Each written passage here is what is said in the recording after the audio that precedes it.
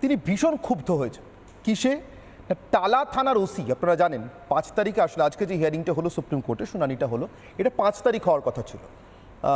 কিছু অনিবার্য কারণবশত সেই শুনানি পিছিয়ে আজকের তারিখে আসে। 5 তারিখের ঠিক আগের দিন রাত্রিবেলা 4 তারিখে টালা থানার ওসি, আমরা জানি তিনি প্রায় পাগলের মতো এই রাজ্যের কলকাতা শহরের বিভিন্ন হাসপাতালে ঘুরে বেড়াচ্ছে। তাকে যেন ভর্তি করে নেয়। 4টে হাসপাতাল যথাযথ চিকিৎসার কারণ দেখিয়ে, চিকিৎসা শাস্ত্রের কারণ দেখিয়ে তার চিকিৎসা করেছে, কিন্তু তাকে ভর্তি নেয়নি। অর্থাৎ তিনি অসুস্থ নিশ্চয়ই ছিলেন, কিন্তু হাসপাতালে ভর্তি হওয়ার মতো ছিলেন না। আজ সেই চিকিৎসকদের উদ্দেশ্যে, সেই হাসপাতালগুলির উদ্দেশ্যে মুখ্যমন্ত্রী কার্যত হুঁশিয়ারি দিয়ে কি বলেছেন একবার শুনুন। ইভেন কয়েকটা প্রাইভেট হসপিটাল, আমি শুধু অডাসিটি দেখলাম সেদিনকে, 4টে নাম আমার কাছে আছে। পুলিশের একজন ওসি, সে তো তোমার কাছে পেশেন্ট হিসেবে গেছে, তুমি তাকে ভর্তি নাওনি। এই হাসপাতালগুলোর কথা আমাদের মনে রাখতে হবে। আমি শুধু বিমল শঙ্কর বাবু, বিমল শঙ্কর নাম আমি আপনার কাছে আসছি, আমি না, বিশ্বাস করুন, আমি শুধু মমতা বন্দ্যোপাধ্যায় অডাসিটিটা দেখছি। উনি হাসপাতালের অডাসিটি খুঁজছেন, আমি ওনার অডাসিটি দেখছি। আমি বলছি তো, আমি শুরুতেও চ্যালেঞ্জ করেছি, এখনও চ্যালেঞ্জ করছি। হিন্দু শাস্ত্রে, হিন্দু ধর্মে জন্মানো, নিজেকে হিন্দু পরিচয় দেওয়া কোনো মানুষ, নারী পুরুষ নির্বিশেষে, যতক্ষণ না বিরজা হোম করে শিখাসূত্র বিসর্জন দিয়ে আত্মশ্রাদ্ধ করে সন্ন্যাস নিচ্ছেন, ততক্ষণ তিনি বলতে পারেন না আমার কোনো আত্মীয় নেই। তিনি এটা বলতে পারেন আমি আত্মীয়দের সঙ্গে থাকি না, তাদের খোঁজ রাখি না, তাদের সঙ্গে সম্পর্ক রাখি না, কিন্তু এটা বলতে পারেন না আমার আত্মীয় নেই। উনি প্রথমে একটা মিথ্যা স্টেটমেন্ট করেছেন, উনি আরেকটা মিথ্যা স্টেটমেন্ট করেছেন, উনি মিথ্যা বলছেন টালা থানার ওসিকে ফিরিয়ে দেওয়া হয়েছে। কেউ ফেরায়নি, ওনার প্যানিক অ্যাটাক হয়েছিল, সেই প্রেসক্রিপশন আমাদের কাছে আছে, আমাদের কাছে থাকলে ওনার কাছেও আছে। বিমল শঙ্কর বাবু, এই মুখ্যমন্ত্রী আমাদের উৎসবে ফিরতে বলছেন, আমরা ফিরবো না? অনির্বাণ, এখানে আসার আগে এই রাজারহাটের একটি বেসরকারি বিশ্ববিদ্যালয়ের সেমিনারে গিয়েছিলাম বাংলাদেশের উপরে। সেখানে অন্য একজন বক্তা এসেছিলেন, তার একটা বক্তব্য, আমি 3টে বক্তব্য উনি তুলনামূলক আলোচনা করে তার কি এফেক্ট হয়েছে গণতন্ত্রের, তার কি প্রভাব আলোচনা করেছিলেন। ভালো আলোচনা করেছেন তিনি, একেবারেই মোদির সমর্থক নন, কিন্তু বক্তব্যটা আমার অদ্ভুত লেগেছে, ভালো লেগেছে বলে বলছি। উনি বলছিলেন যে বুদ্ধদেব ভট্টাচার্য একসময় বলেছিলেন যে কেউ টাটার কেশাগ্র স্পর্শ করলে আমি দেখে নেব। তার এফেক্ট কি হয়েছে? তার সরকারটা চলে গেছে। কিন্তু বাংলাদেশে শেখ হাসিনা বলেছিলেন চাকরি কি মানে মুক্তিযোদ্ধার ছেলে পাবে নাকি রাজাকারের ছেলেরা পাবে না, তার এফেক্টটাও বাংলাদেশে ভালো হয়নি। অথচ কৃষকরা যখন আন্দোলন করছিল দিল্লি বর্ডারে, নরেন্দ্র মোদীর বক্তব্য কী ছিল? হয়তো কোথাও আমাদের ভুল হয়েছে, আমরা তাদের বোঝাতে পারিনি, গোটা দেশকে বোঝাতে পারিনি। অর্থাৎ দেখো, গণতন্ত্রে না, you must have the democratic mind. তোমার ডেমোক্রেটিক মাইন্ড নেই, তুমি নিজের ভাবনাগুলোকে অপরের ওপরে চাপিয়ে দেবে, এবং তারপর তুমি ভাববে যে দেশ, গোটা মানুষ তোমার পেছনে ভেড়ার পালের মতো দৌড়বে। এটা একটু বেশি বাড়াবাড়ি। আমার দুঃখ লাগে এই কারণে যে এই সিপিএমের হাই হ্যান্ডেডনেসের বিরুদ্ধে মমতা বন্দ্যোপাধ্যায় যখন লড়াই করছিলেন, তখন তো এই সমাজের একটা অতি ক্ষুদ্র অংশ হিসেবে আমরা তো সেখানে গিয়েছিলাম। আমরা ভেবেছিলাম যে গণতন্ত্রের স্পেসটা অন্তত বাড়বে, মানুষ অন্তত হাঁপ ছেড়ে বাঁচবে। উনি বিরাট কিছু করবেন কোনো কালে আশা ছিল না। নির্বাচনের আগে, 2011 নির্বাচনের আগে একজন সাংবাদিকের একটা লেখা এখনো আমার মনে আছে, নাম বললে কোথাও অসুবিধা নেই, জানি না ভদ্রলোক এখন বোধহয় চাকরি করেন না, উদয় বসু বলে, স্টেটসম্যানে লিখেছিলেন, উদয় বসু, আমাদের অনেক সিনিয়র, একদম অনেক সিনিয়র। উনি বলেছিলেন যে দেখুন, বদল হবেই, সেই বদলের পরে মানুষ ফ্রাইং প্যান থেকে ফায়ারে হয়তো যেতে পারে, কিন্তু বদল হবেই, বদল আটকানো যাবে না। এই কথাটা আমার তো মনে হয়েছে প্রফেটিক, যে উনি এত শক্তি বুঝেছিলেন, হয়তো আমরাও কিছুটা বুঝেছিলাম উনি তেমন কিছু করতে পারবেন না, কিন্তু উনি যে ঘুরিয়ে ক্ষতি করে যাচ্ছেন, এটাই আমার কাছে চিন্তার বিষয়। সবচেয়ে বড় কথা, আপনি এটা সেদিনকে নিশ্চয়ই আন্দাজ করতে পারেননি যে একটা গোটা রাজ্য অভয়ার জন্য মানসিক অশৌচে থাকার সময় মুখ্যমন্ত্রী তাদেরকে উৎসবে ফিরতে বলবেন, এটা বলে আন্দাজ করেন? মুখ্যমন্ত্রী আরো কতগুলো কাজ করছেন উনি নিজেই জানেন কি? আমি আজকে বলছি, একটু আগে খবর পেলাম, ওয়েস্ট বেঙ্গল ট্রান্সপোর্ট কর্পোরেশনের অধীনে যারা সিএসটি থেকে জয়েন করছে, আজ অবধি মাইনে পায়নি। খোঁজ নাও, লোকে উৎসবে যাবে, পেটে ভাত আছে, খেতে দিয়েছেন।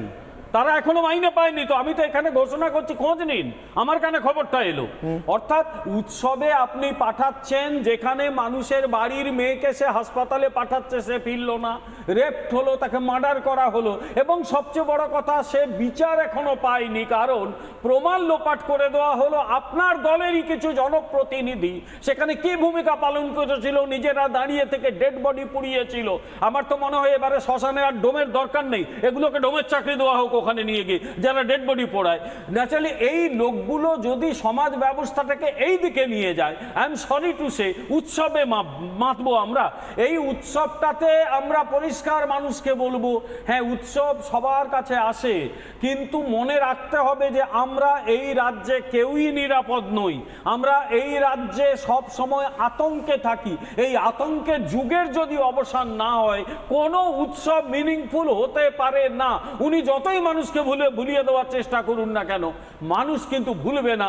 এখন একে একে কিন্তু এই সরকারের কঙ্কালগুলো বেরিয়ে আসছে, কঙ্কাল সাল চেহারাটা স্পষ্ট হয়ে যাচ্ছে। আমি আমি আমি একবার একটু অনির্বাণের কাছে যাই, নির্মলবাবু আমি আসবো আপনার কাছে। অনির্বাণ চৌধুরী আমার সঙ্গে রয়েছেন। অনির্বাণ, আপনি খুব গর্বের সঙ্গেই দাবি করেন যে আমি কমিউনিস্ট নই, কিন্তু আমি বামপন্থী।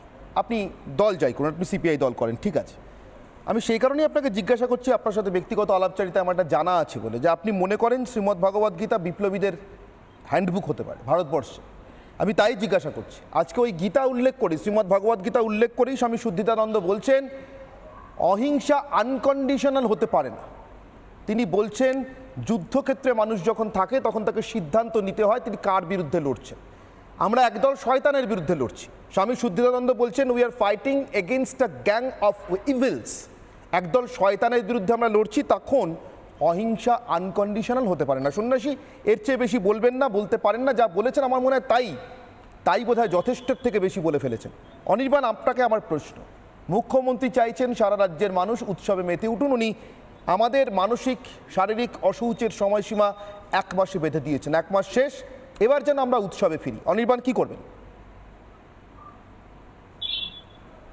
আপনার প্রশ্নের উত্তরটা আমি যে কথা বলবো তার মধ্যে আশা করি পেয়ে যাবেন।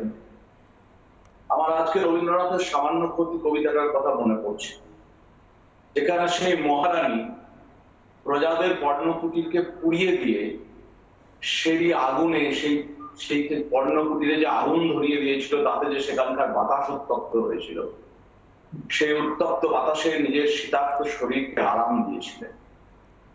আজকে যখন উনি অবলীলায় বলে দিলেন 1 মাস হয়ে গেছে উৎসবে ফিরুন, তখন এই সামান্য ক্ষতির মহারানীর কথা আমার বারবার মনে পড়ছে। লজ্জা নেই, শোক নেই, সততা নেই, মনুষ্যত্ব নেই। একমাত্র জন্মগতভাবে যার সংবেদ বন্ধা, একমাত্র জন্মগতভাবে যে মানসিকভাবে অপরাধ প্রবণ, অসহায়, নৈতিক দিক থেকে জন্মগতভাবে যে অসৎ, একমাত্র তার পক্ষেই এই কথা বলা সম্ভব। 1 মাস হলো এবার উৎসব। এইটা আজকের নয়। নির্মাল্যদা বললেন যে আজকে তার অমানবিক মুখ বেরিয়ে গেছে। অমানবিক মুখ আজকে বেরোয়নি। প্রফুল্ল ঘোষ থেকে শুরু করে বুদ্ধদেব ভট্টাচার্য কোন মুখ্যমন্ত্রী যা পারেননি ইনি তাই করেছেন। ইনি ধর্ষণের দরদাম রেট করেছেন। যার মাথা থেকে এই ধর্ষণের রেটের চিন্তা ভাবনা বের হয়, তার মাথা, তার মস্তিষ্ক, তার মন, তার অস্তিত্ব অপরাধের সঙ্গে জড়িয়ে। আজকে তিনি যখন বলছেন 2 দিন পরে তিনি রেড রোড তিনি কার্যকর করবেন, সরকারি পয়সায় ফুর্তি করবেন, এই চোখের জলে উৎসব হবে। একটু আগে সন্ন্যাসী তিনি আসেন মহারাজ, তিনি খুব অসাধারণ বললেন রবীন্দ্রনাথকে কোট করে, কিসের উৎসব আজকে? দাসের উপর দাঁড়িয়ে উৎসব হবে, একটা মৃত্যুপুরীতে উৎসব হবে। উৎসব মানে কি? উৎসব কথার আক্ষরিক অর্থ কি? আজকে নির্লজ্জের মতো 23 থেকে 34টা আইনজীবী তিনি সুপ্রিম কোর্টে দাঁড় করিয়েছেন। আজকে তার আইনজীবীরা শুরু করছেন একটা মিথ্যা দিয়ে যে 23 জন নাকি মারা গেছে, স্বাস্থ্য দপ্তরের একটা রিপোর্ট। এই মিথ্যা দিয়ে আজকে শুনানি শুরু হচ্ছে। 23 জন মারা গেছেন। আমার মনে আছে যখন উনি 3 জন প্রসূতি মৃত্যুর কথা প্রথম বলেছিলেন একটা ফেক নিউজ। আপনি একটা অনুষ্ঠান করেছিলেন এবং সেই অনুষ্ঠানে আপনি চ্যালেঞ্জ করেছিলেন যে সেই 3 জন প্রসূতি যারা মারা গেছে তাদের ওয়্যারহাউসটা দিন, আমরা যাচাই করব, সত্যি হয় আমরা প্রচার করব।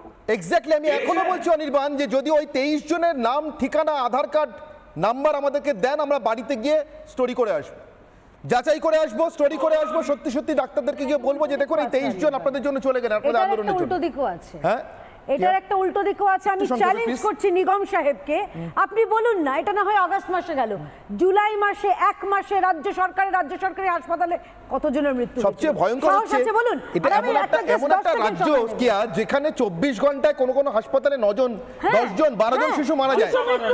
আচ্ছা, আমি মুখ্যমন্ত্রী খোঁজেন বাম আমলে জন্মেছিল কিনা, আমার মায়েরা ওই আমলে গর্ভবতী হয়েছিল কিনা। অনির্বাণ, শেষ একটা কথা বলি, আপনি বলছেন নিষ্ঠুর রসিকতা।